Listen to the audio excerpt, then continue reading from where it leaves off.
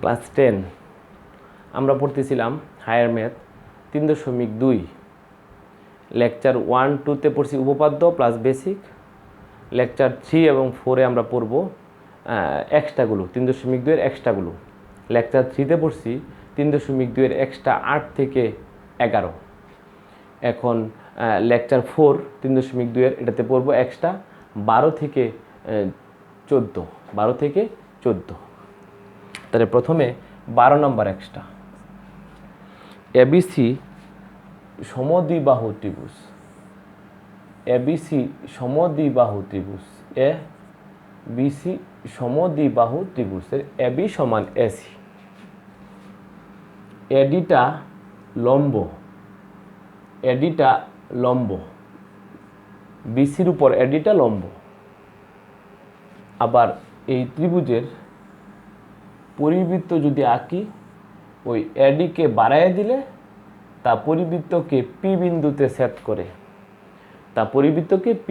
ছেদ করে, সমবাহু এবং সমদ্বিবাহু ত্রিভুজের ক্ষেত্রে ওই যে এ থেকে এডি যে লম্ব আঁকছি তার ত্রিভুজের পরিকেন্দ্র দেওয়া যাবে, তাহলে এপি হলো পরিবৃত্তের ব্যাস, পরিব্যাসার্ধ আর। সুতরাং পরিবৃত্তের ব্যাস 2r = এপি। পরিবৃত্তের ব্যাসটা যদি ব্যাসার্ধ আর হয়, ব্যাস হবে 2r, 2rটাই হলো এপি। 2rটাই কি? এপি। পরিবৃত্তের ব্যাস 2rটাই হলো এপি। আমাদের প্রমাণ করতে হবে AB square equal to 12 number, AB square equal to 2r into AD. এই যে এবি বাহুর square equal to 2r into AD. 2r মানে পরিবৃত্তের ব্যাস, এডি মানে এবিসি ত্রিভুজের উচ্চতা। প্রমাণ করার জন্য সি কমা পি যোগ করতে হবে। সিপি যোগ করি। প্রমাণের স্বার্থে দুটি ত্রিভুজ নিয়ে কথা বলবো, ত্রিভুজ এ বিডি ও ত্রিভুজ এসিপি এ। এ বিডি আর একটা এসিপি এ। ADB 90, ACP 90। এটা তো 90 লম্ব আকারটি হয়ে গেছে। এপি যেহেতু ব্যাস, এসিপি অর্ধবৃত্তস্থ কোণ, এসিপি অর্ধবৃত্তস্থ কোণ বলে এসিপিটা 90। আবার এসি চাপ দ্বারা দুটি কোণ আছে, A B C, APC, ABC, APC. AC চাপ দ্বারা সকল কোণ সমান। এবিসি না বলে এবিডি বলবো। এবিডি সমান সমান কোণ এপিসি, এসি চাপ দ্বারা। দুটি করে কোণ সমান হয়ে গেলে অবশিষ্ট কোণ দুটি সমান, সেটা আবার চিত্র লাগে না। অবশিষ্ট ডি আর বি বলা হয়েছে, এ বাকি আছে। বিএডি সমান সমান কোণ সি আর পি কইছে, এ বাকি আছে, সিএপি। সুতরাং ত্রিভুজদ্বয় সদৃশ কোণী, অর্থাৎ সদৃশ। খুশি হয়ে আমি 3টা অনুপাত নিতে পারবো না, সেটা আবার চিত্র লাগে না। A B by AP equal to AD by AC equal to BD by CP. আর এই কোণটার মধ্যে গুণ করলে আমার সুবিধা হবে এবি ইন্টু এসি। এটার প্রয়োজন নাই প্রথম দুইটার মধ্যে। AB into AC equal to AP into AD. AB into AC কার সমান? এবির সমান। সমদ্বিবাহু ত্রিভুজে এসি সমান এবি। এপি মানে 2r ইন্টু এডি। এবি সমান এসি। তাহলে এবি মিলাই কি হলো? AB square equal to 2r into AD. এটা তো আরও সহজেই হয়ে গেল। অর্থাৎ ত্রিভুজের দুইটা করে ত্রিভুজ দুইবার নিতাম আমরা আগে, এটাতে একবারে দুটি ত্রিভুজ নিয়ে কথা বলেই সদৃশ গুণী সদৃশ বলে অনুপাত নিয়ে আড়াআড়ি গুণ করলেই প্রমাণটা হয়ে গেছে, আর অন্য ত্রিভুজ নিয়ে কথা বলার প্রয়োজন নেই। ওকে, মুছে ফেললাম। বলো 13 নাম্বার।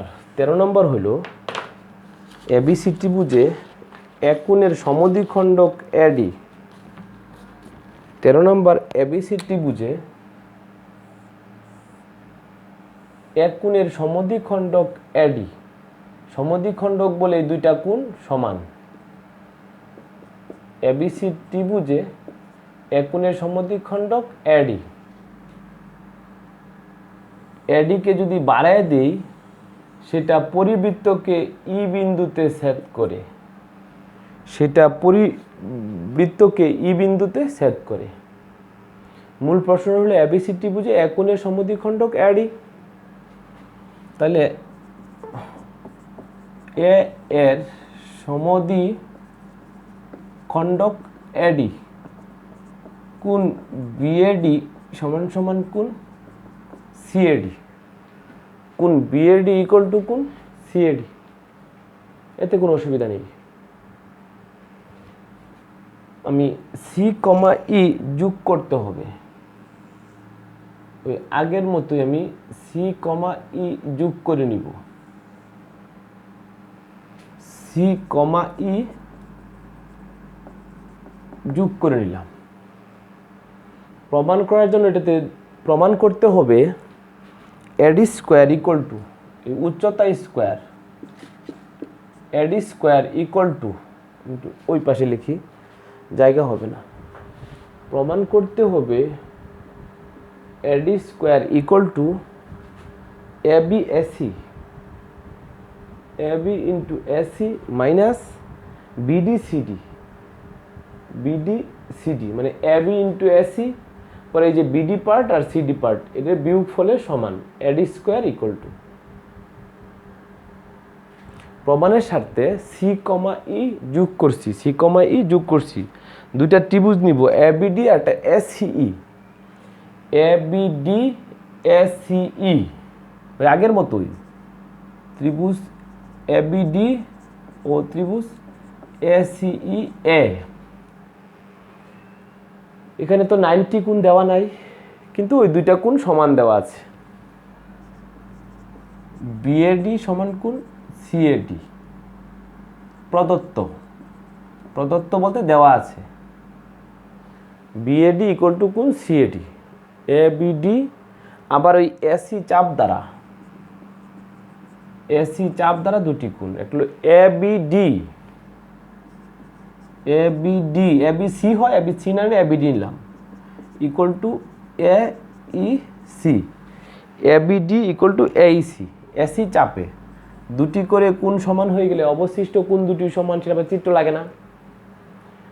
এখানে এবিডি এক কোণ বলা হয়েছে, বি কোণ ডি কোণ বাকি আছে, A D B equal to কোণ, এখানে এ আর ই বলা হয়েছে, সিটা বাকি আছে এ সি ই।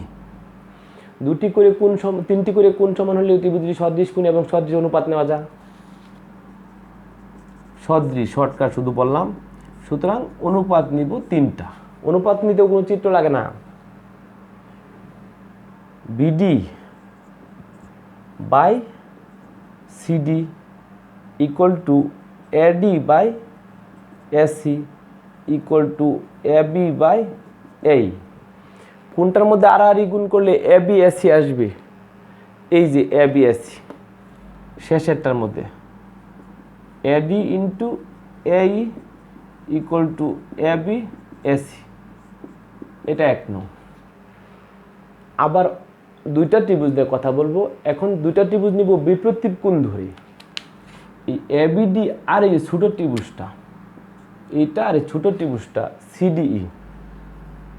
ত্রিভুজ এবিডি ও ত্রিভুজ সিডিই এ বিপরীত কোণ নিয়ে নিই প্রথমেই। ADB equal to CDE B প্রতীপ সাইড নোটগুলো লিখে দিচ্ছি, বুঝতে সুবিধা হবে। আবার ওই এসি চাপেও দুইটা কোণ আছে, এ বি সি না বলে এ বি ডি নিব। A B D equal to S E C, A E C না নে D E C, A E C না নে খাটো করলে ডিইসি, ডিইসি মানে এসি চাপ দেখলেই তুমি বুঝতে পারবা এই দুইটা কোণ সমান। সুতরাং অবশিষ্ট কোণ দুটিও সমান, ডি আর বি শেষ, তাহলে এক কোণ বি এ ডি সমান সমান কোণ কোনটা সি আর ই, তাহলে সি ডি ই। তাহলে ত্রিভুজ দুটি সদৃশ কোণী অর্থাৎ সদৃশ।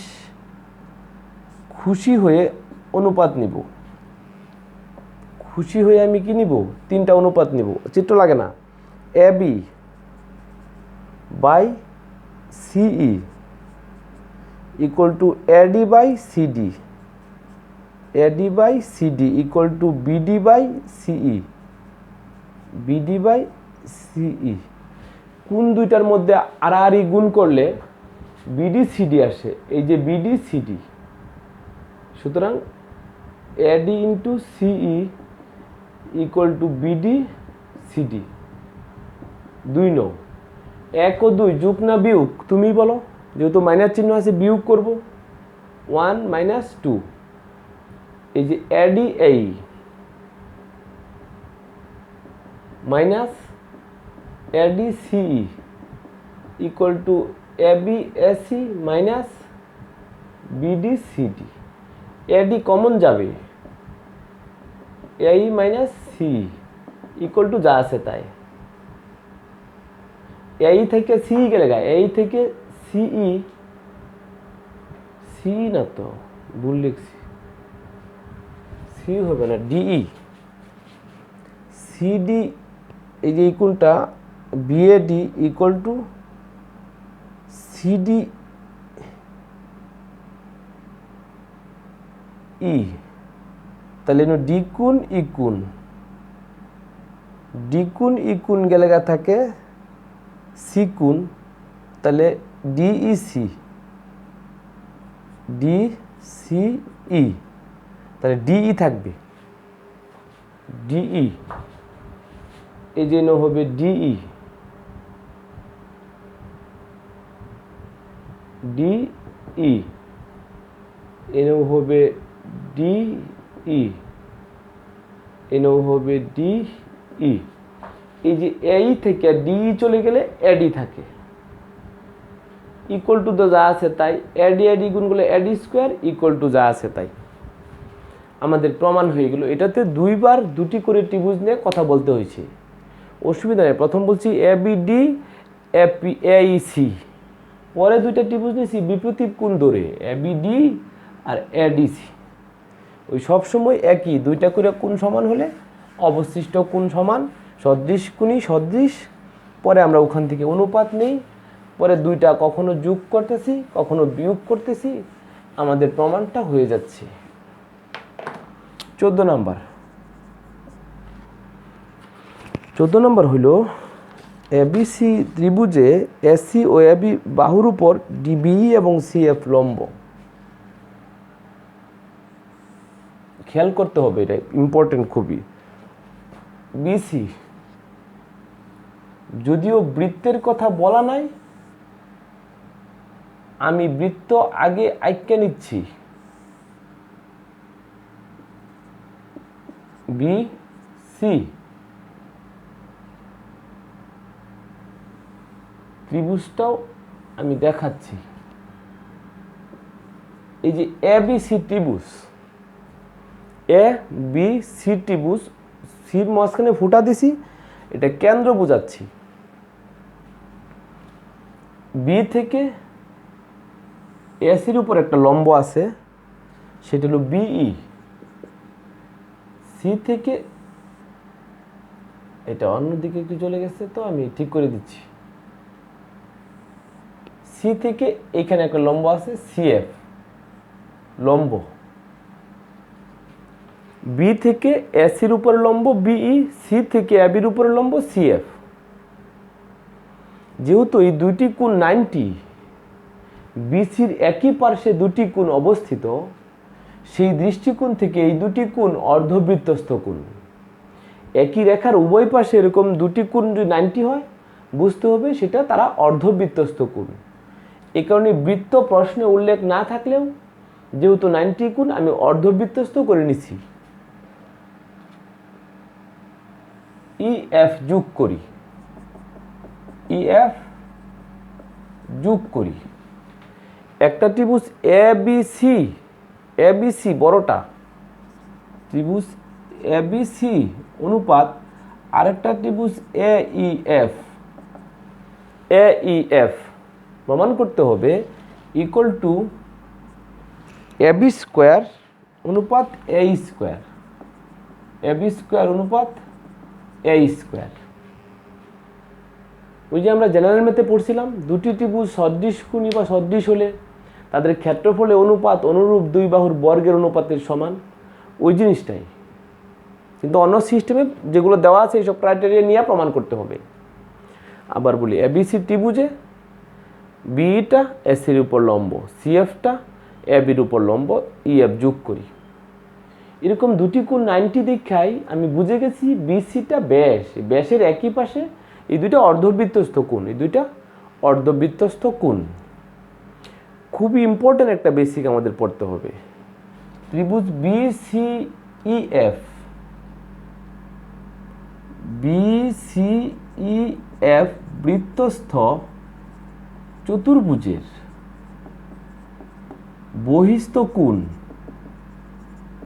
বহিস্থ কোণ এই চতুর্ভুজের জন্য এটা হলো বহিস্থ কোণ।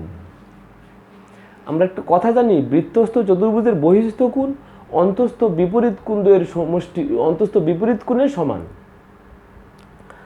এই বৃত্তস্থ চতুর্ভুজের এই বহিস্থ কোণটা এ ই এফটা, এটার অন্তস্থ হইল সে, আর এই যে এটার সমান বহিস্থ কোণ এ ই এফ ইকুয়াল টু কোণ সি বি এফ।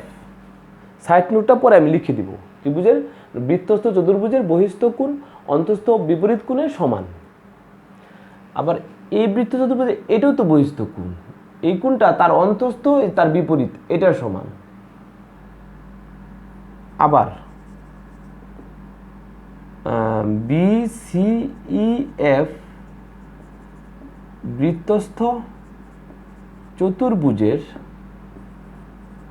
বহিস্থ কোণ A F E equal to কোণ বিসিই। ওকে, সাইড নোট দুটোটার ক্ষেত্রে একই, আমি লিখে দিচ্ছি। দুইটা ত্রিভুজ নিয়ে কথা বলবো, এবিসি এইএফ, ত্রিভুজ এবিসি ও ত্রিভুজ এইএফ। এবিসি ত্রিভুজের এই যে কোণ নাম হলো এবিসি ইকুয়াল টু, এই যে পাইছি এখানে এবিসি, এই যে সিবিএফ, সিবিএফ যে কথা এবিসি একই কথা, এটা 1 নং দেই 2 নং দেই। CBF equal to ABC equal to A E F by 1, কোণ এসিবি ইকুয়াল টু কোণ এ এফ ই বাই 2। অবশিষ্ট কোণ, অবশিষ্ট কোণ এটা হলো B A C equal to, এটার নাম ই এ এফ। তিনটি করে কোণ সমান হয়ে গেলে ত্রিভুজ দুটি সদৃশ কোণী অর্থাৎ সদৃশ। ত্রিভুজ দ্বয় সদৃশ কোণী অর্থাৎ সদৃশ। সদৃশ কোণী সদৃশ হলে তিনটা বাহুর অনুপাত নিতে পারি আমরা, কিন্তু আজকে অনুপাত নিব না। সদৃশ কোণী এবং সদৃশ হলে ওই যে জেনারেল ম্যাথ উপপাদ্য 38 পড়ে আসছি, দুটি ত্রিভুজ সদৃশ কোণী বা সদৃশ হলে তাদের ক্ষেত্রফলের অনুপাত অনুরূপ দুই বাহুর বর্গের অনুপাতের সমান। এই কারণে আজকে খুশি হয়ে ত্রিভুজ এবিসি অনুপাত ত্রিভুজ A E F equal to A B square অনুপাত এ স্কোয়ার। এই যে এই কোণের বিপরীত বাহু কোণ হলো এ বি, এই কোণের সাথে সে হলো বিপরীত সমান তার বিপরীত বাহু এ স্কোয়ার, অথবা অন্য বাহুগুলো অনুপাত বললে একই সিস্টেম। সবগুলোতে সদৃশ কোণী সদৃশ বলে অনুপাত নিছি, আজকেরটাতে সদৃশ কোণী সদৃশ বলে অনুপাত না।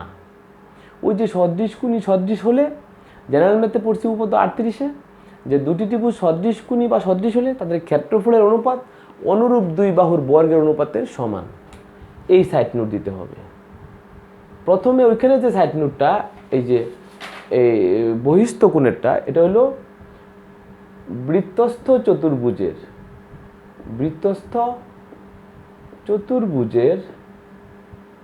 যে কোনো বহিস্থ কোণ অন্তস্থ বিপরীত কোণের সমান। এই সাইড নোটটা এখানে হবে। আর এখানে হবে দুটি ত্রিভুজ সদৃশ হলে তাদের